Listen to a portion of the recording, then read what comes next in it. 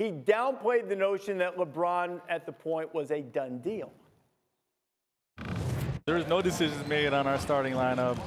No imminent plan to start LeBron at the point guard spot. A lot of different lineups and combinations have been discussed, but it's really way too early for any of that.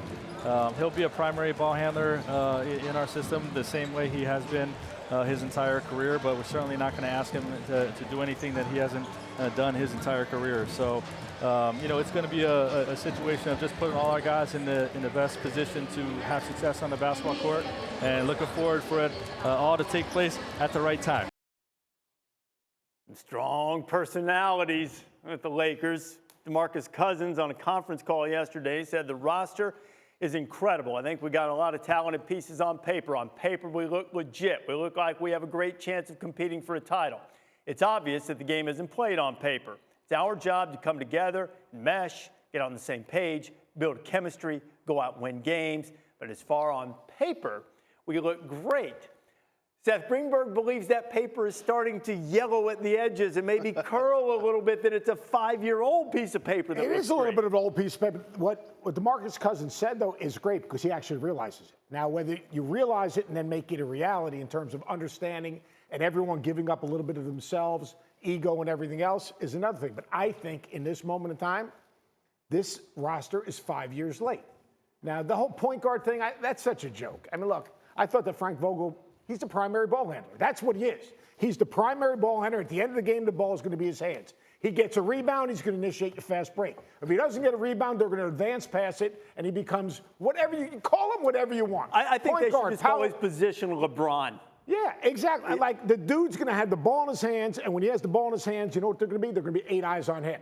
His man, forget about his man. The 4 other guys off the ball, all their eyes are going to be on him, and he's going to make the game easier for everyone else. But you know what? If they don't win a championship, sorry, Jalen, if they don't win a championship, it's not a successful season, and I don't think this roster wins a championship. As a guy that was 6'8", grew up idolizing Magic Johnson and got a chance to play multiple positions in the league, I think it's my duty to distinguish for people who get so very caught up in positions. They were created so that a novice could follow the game. You are your skill set. But since we're going there, let me go there. Magic Johnson was a point guard. Scottie Pippen was a point forward. Okay, LeBron James will initiate offense, but you think he's going to be guarding Dame Lillard? No. Or Steph Curry? That's the point guard's job defensively. He's not going to have that responsibility. So the bottom line is to have your best players in position to maximize their skill. LeBron is still going to be 20-plus a game. He's going to lead the team in assists, and he's going to initiate the offense. But he's not going to play what was considered a quote-unquote point guard role. Is there an NBA point guard today? No, I don't think the point guard position exists in the NBA. I think they're ball guards. They're scoring point guards, guys that can make plays, but you have to score because you can't make shots in that league. You're just only so good. Tiny Archibald, Kuz, Yeah. days gone by. As you look at this, though, LeBron initially last year was going to take some of the wear and tear off and play a little bit more inside.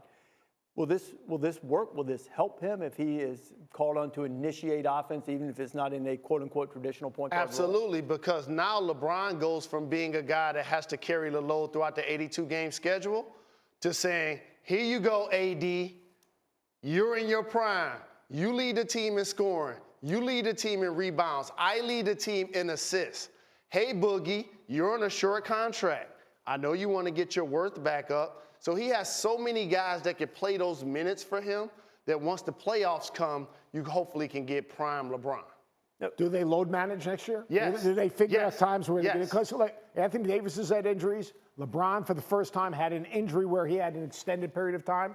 How do they manage those guys' minutes and still get home court in the playoffs? You ready for this? Once the Raptors won a championship, after load managing Kawhi Leonard around 21, 22 games, you're never putting that toothpaste back in the tube.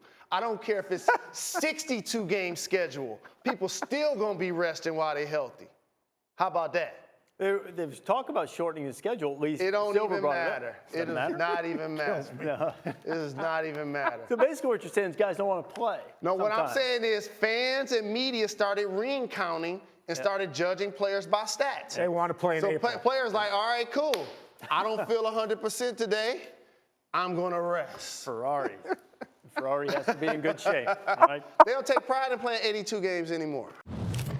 We're so glad you're watching ESPN on YouTube. For more sports and analysis, download the ESPN app. And for live streaming sports and premium content, make sure you subscribe to ESPN Plus. We'll see you there.